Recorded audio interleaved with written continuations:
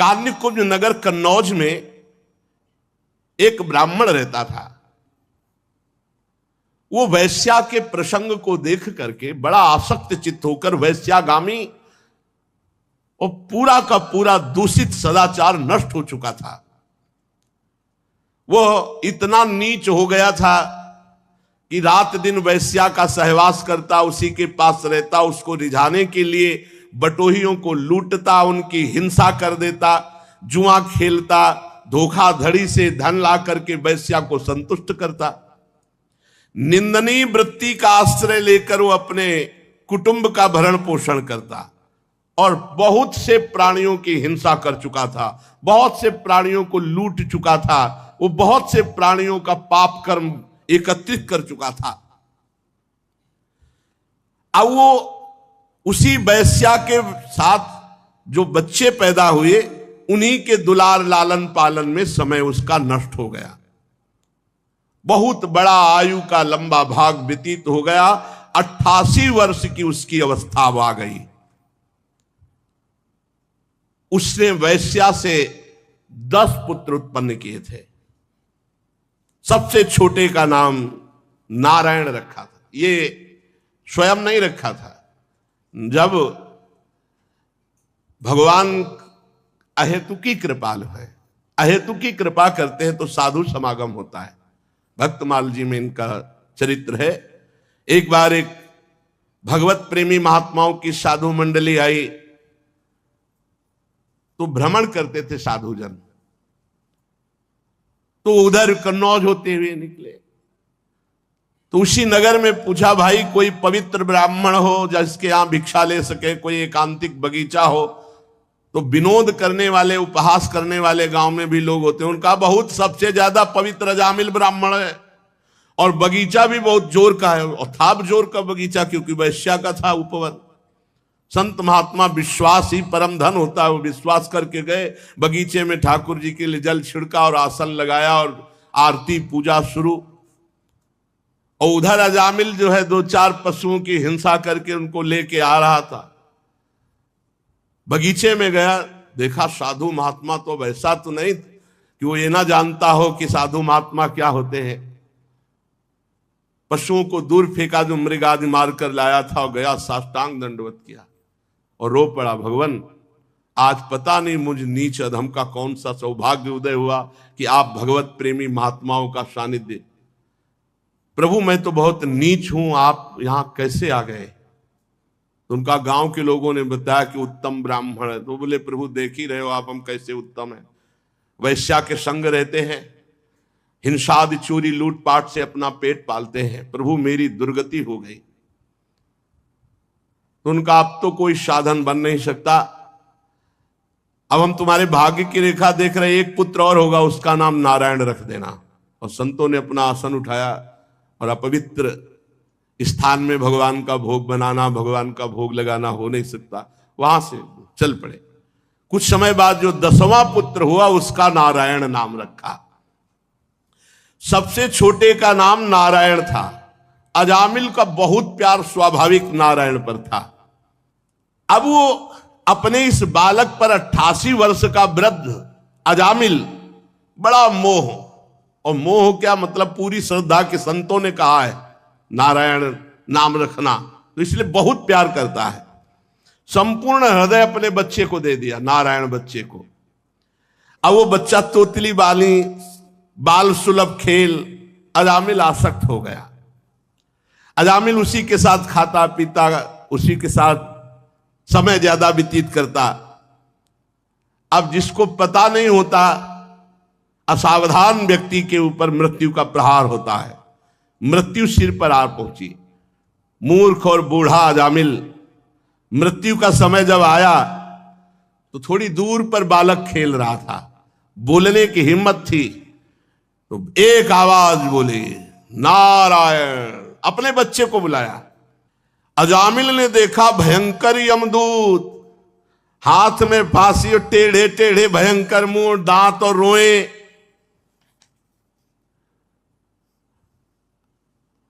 सोच लो, शंका देख के निकल जाती, देख के ऐसे है यमदूत, ऐसे थोड़ी यमदूत है। देख के लघुशंका सौंध छूट जाती है मरने वाले की। व्याकुल होकर ऊंचे स्वर से पुकारा नारायण। बलिहार, संतों की बलिहार, ये ऐसी अंतिम बात बन गई, अंतिम बात बन गई। ज्यों ही नारायण पुकारा कि दिव्य चतुर्भुज भगवान नारायण के पार्षद दो उपस्थित हो गए।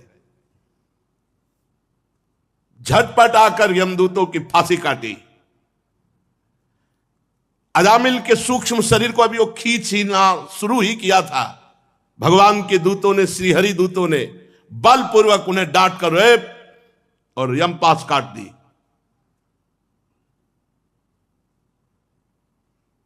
यमदूतों ने कहा, भगवान यमराज के इस धर्म विधान का निषेध करने वाले तुम कौन हो सकते हो? भगवान धर्मराज की आज्ञा का उल्लंघन कर दे त्रिभुवन में ऐसा कोई नहीं। कौन हो आप? किसके दूत हो? कहां से आए हो? तुम क्यों रोक रहे हो इस महापापी को नरक ले जाने से? देखने में तो तुम देवता जैसे सिद्ध श्रेष्ठ दिखाई दे रहे हो। हम देख रहे हैं कि तुम्हारे कमल के समान नेत्र हैं, तुम पीले पीले रेशमी वस्त्र धारण किए, सिर पर मुकुट, कानों में कुंडल, गले में कमल हार, सबकी नवीन अवस्था, चार चार भुजाएं, सभी के कर कमलों में धनुष, तरकस, तलवार, गदा, शंख, चक्र, कमल आदि सुशोभित। तुम लोगों की अंग कांति से दिशाओं का अंधकार दूर हो रहा है। हम धर्मराज के सेवक हैं, हमें तुम लोग क्यों रोक रहे हो? यमदूतों ने जब इस प्रकार कहा तो भगवान श्री हरि के आज्ञाकारी पार्षदों ने हंसकर मेघ के समान गंभीर वाणी में उनसे कहा, यमदूतों, यदि तुम सचमुच धर्मराज के आज्ञाकारी हो तो बताओ धर्म का लक्षण क्या है? तुम यदि धर्मराज के दूत हो तो धर्म का लक्षण क्या है? धर्म का तत्व क्या है? दंड किस प्रकार दिया जाता है? दंड का पात्र कौन है? मनुष्यों में सभी पापाचारी दंडनीय है या उनमें से कुछ? यमदूतों ने कहा, आपने पूछा धर्म का लक्षण क्या है, तो वेद जिन कर्मों का विधान करते हैं उन्हें धर्म कहते हैं, और वेद जिसे रोकते निषेध करते हैं उसे अधर्म कहते हैं। और वेद स्वयं भगवान का स्वरूप है। भगवान की श्वास प्रश्वास से वेदों का प्रादुर्भाव हुआ है। जगत के रजोगुण, सतोगुण, तमोगुण, इन तीनों से सभी प्राणी पदार्थ ओतप्रोत हैं। सभी की मनोवृत्तियां तीनों गुणों में रहती हैं, सतोगुण, रजोगुण, तमोगुण। तीनों गुणों से कर्म होते हैं, उसके अनुरूप उनका विभाजन होता है। सूर्य, अग्नि, आकाश, वायु, इंद्रियां, चंद्रमा, संध्या, रात, दिन, दिशाएं, जल, पृथ्वी, काल, धर्म, ये गवाही होते हैं। रात दिन में सतोगुण, रजोगुण, तमोगुण से जो भी कर्म होते हैं उन कर्मों के ये गवाही होते हैं। सूर्य, अग्नि, आकाश, वायु, इंद्रियां, चंद्रमा, संध्या, रात, दिन, दिशाएं, जल, पृथ्वी, काल और धर्म, ये गवाही होते हैं। एक एक सेकंड के कर्म का हिसाब है। इनके द्वारा पता चल जाता है कि ये धर्मात्मा है या अधर्म है, और फिर दंड के पात्र का निर्णय होता है। पाप कर्म करने वाले सभी मनुष्य अपने अपने पाप कर्म का दंड जरूर भोगते हैं। निष्पाप पुरुषों, जो प्राणी कर्म करता है, गुणों से संबंध होता है, उसे सारे पापों का कर्म भोगना पड़ता है, जो उसका दंड भोगना पड़ता है। कोई भी देहवान ऐसा नहीं जो पाप ना करे या पुण्य ना करे, और जो पाप पुण्य करेगा उसे भोगना पड़ेगा, अवश्य में भोक्तव्यम। इस श्लोक में जो मनुष्य जिस प्रकार का जितना अधर्म या धर्म करता है, परलोक में उसका उतना वैसा ही फल भोगना पड़ता है। हे देव शिरोमणियों, सतोगुण, रजोगुण और तमोगुण, तीनों गुणों के भेद के कारण इस श्लोक में तीन प्रकार के प्राणी देखे जाते हैं: पुण्यात्मा, पापात्मा और पुण्य पाप दोनों से युक्त। उसका परिणाम होता है पुण्यात्मा सुखी, पापात्मा दुखी, और पुण्य पाप मिश्रित सुख और दुख दोनों से युक्त होता है। वर्तमान समय में किए गया आचरण भविष्य का परिणाम दिखा देता है। वर्तमान में किया गया आचरण क्या भविष्य में इसकी दुर्गति होगी कि सदगति होगी। वर्तमान में जन्म जो हुआ, पाप और पुण्य जैसे भी किए गए, तो भविष्य में उसका उसको दंड भोगना ही पड़ता है। हम स्वामी अजन्मा भगवान सर्वज्ञ यमराज के दूत हैं। हमारे स्वामी सबके अंतःकरणों में विराजमान है, किसी को कुछ बताने की जरूरत नहीं है। जो मन से सबको देख लेते हैं और उसी के अनुसार वो दंड देते हैं, इसमें किसी को बताने की जरूरत नहीं। यमराज स्वयं सबके हृदय में विराजमान है। जैसे सोया हुआ ज्ञानी पुरुष स्वप्न के समय प्रतीत हो रहे कल्पित शरीर को अपना वास्तविक शरीर मानता है, सोए हुए अथवा जागने वाले शरीर को भूल जाता है, वैसे ही जीव पूर्व जन्मों की याद भुलाकर इस शरीर में वर्तमान में जो भी कर्म करता है उसको दंड भोगना पड़ता है। सिद्ध पुरुषों, जीव शरीर से 5 कर्मेंद्रियों से लेना देना चलना फिरना आदि काम करता है और 5 ज्ञानेंद्रियों से रूप रसादि 5 विषयों का भोग करता है। 16वें मन के साथ 17वां स्वयं मिलकर अकेले ही मन, ज्ञानेंद्री और कर्मेंद्री इन तीनों से विषयों को भोगता है और उसे दंड भोगना पड़ता है। जीव का 16 कला और 3 गुणों वाला ये सूक्ष्म शरीर बार बार जन्म, बार बार मरण यही भोगता है। बार बार हर्ष, बार बार शोक, भय, पीड़ा, जन्म, मृत्यु ये भोगना पड़ता है। कामवश पाप करता है, काम से प्रेरित होकर, क्रोधवश पाप करता है, लोभवश पाप करता है, मोहवश पाप करता है, अहंकारवश पाप करता है, ईर्ष्यावश, इनके द्वारा पाप कर्म होता है और उसे भोगना पड़ता है। जैसे रेशम का कीड़ा अपने ही जाल में फंस करके मारा जाता है, वो अगर रेशम का जाल ना निकाले तो ना मारा जाए, ऐसे ही कर्म के जाल में फंस करके ये मनुष्य मरता है, ये मोह का शिकार बनता है। कोई शरीरधारी जीव एक क्षण भी कर्म किए बिना नहीं रह सकता। प्रत्येक प्राणी से स्वाभाविक माया विवश करके कर्म कराती है। जीव को पूर्व जन्मों के पाप पुण्य संस्कारों के अनुसार ये शरीर प्राप्त होता है, स्थूल शरीर, सूक्ष्म शरीर। उसी के अनुसार उसकी वासनाएं होती हैं, उसी के अनुसार उसकी क्रियाएं होती हैं और उसी के अनुसार उसको भोगना होता है। देव श्रोमणियों, आप जानते हो अजामिल बड़ा पापी है वर्तमान में। पहले ये शास्त्रज्ञ था, शील सदाचार सद्गुण संपन्न था, ये ब्रह्मचर्य का पालन कर रहा था, इंद्रियों को शासन में ले रहा था, पवित्र था। इसने गुरु अग्नि अतिथि वृद्ध पुरुषों की उपासना की थी, समस्त प्राणियों का उपकार चाहता था।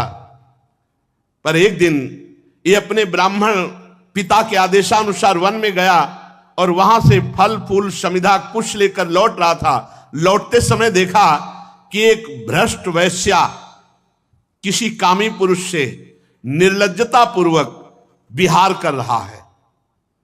वैश्या ने भी शराब पी रखी थी, वो भी मतवाली हो रही थी। पुरुष के साथ ऐसे देख करके अजामिल का मन चंचल हो गया। अब ये लाख उपाय किया अपने मन को संभालने का, लेकिन ये काम के वशीभूत हो गया।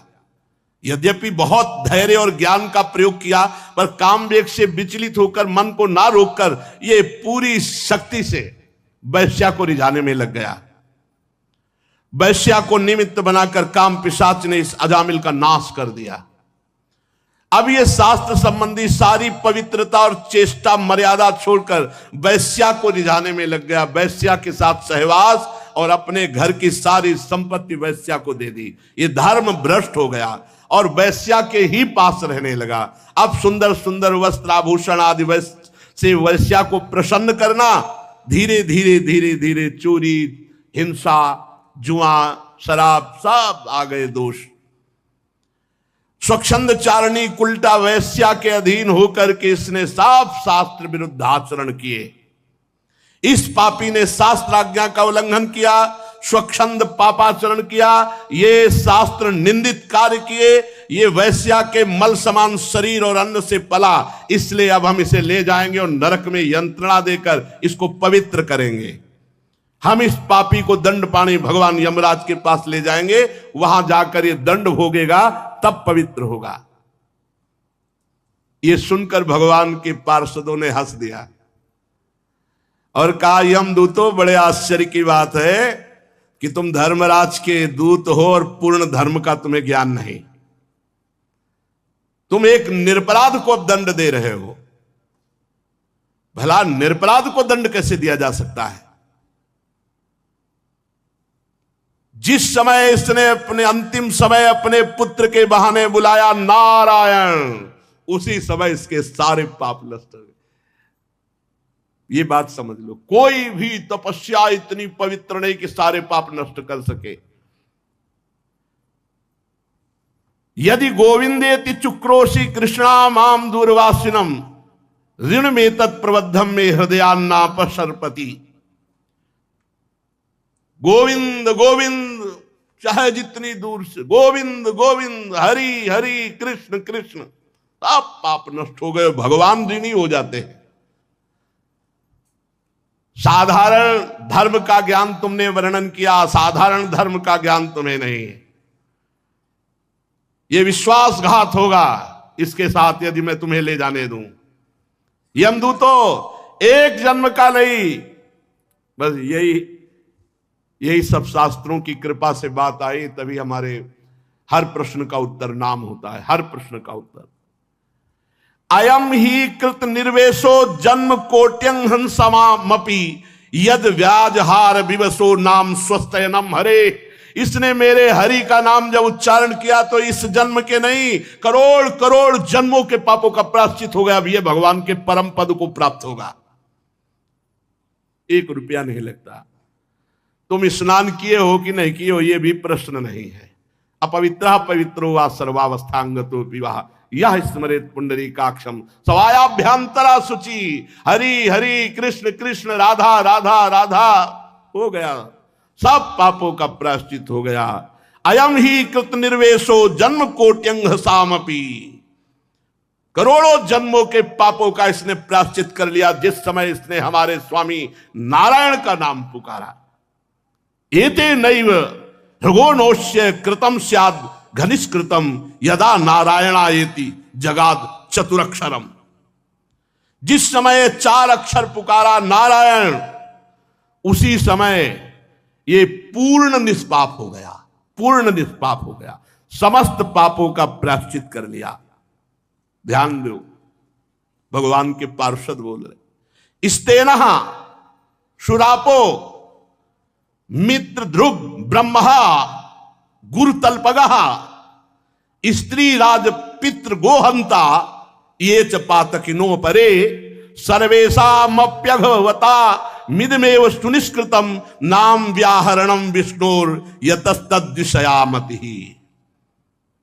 चोर, शराबी, मित्रद्रोही, ब्रह्मघाती, गुरुपत्नीगामी, ऐसे लोगों का संगी, स्त्री, राजा, पिता, गौहत्या, चाहे जितना बड़ा पाप हो गया हो और भगवान की शरण में आकर ये उच्चारण कर दे हरि हरि हरि, कृष्ण कृष्ण कृष्ण, गोविंद गोविंद गोविंद, बस सब पापों का प्रायश्चित हो गया। अहम त्वं सर्व पापेभ्यो मोक्षयिष्यामि मा शुचः।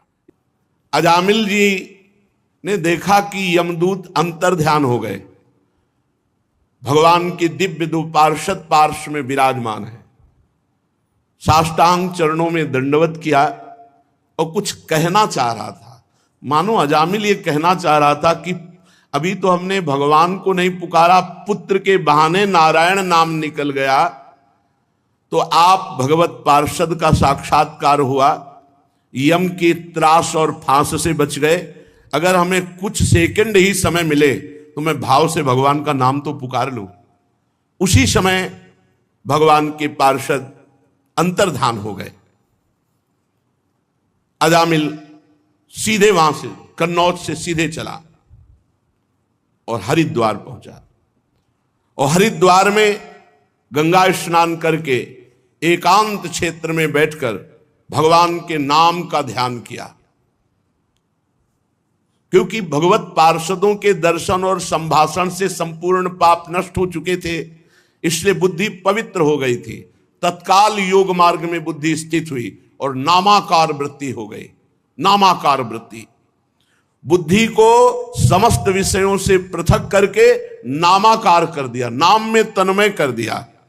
जो ही नाम में बुद्धि तन्मय हुई, त्रिगुण का मल भस्म हो गया, सतोगुण रजोगुण तमोगुण नष्ट हो गया, बुद्धि त्रिगुणातीत। जे ही त्रिगुणातीत हुई उसी समय देखा कि 4 पार्षद आ गए। पहले 2 थे, अब 4 पार्षद भगवान के सामने, 2 परिचय वाले और 2 और।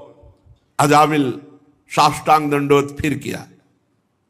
भगवान के पार्षदों ने कहा तुम्हें परम पद की प्राप्ति हुई है, तुम नामाकार वृत्ति करना चाहते थे इसलिए तुम्हें समय दिया, चलो देखो ये भगवान का विमान आया है। वैकुंठाधिपति भगवान नारायण का विमान हाथ पकड़ करके अजामिल को विमान पे बैठाला और भगवान के परम धाम में अजामिल जाकर विराजमान। पुत्र के बहाने नारायण पुकारा तो परम धाम परम पद मिला।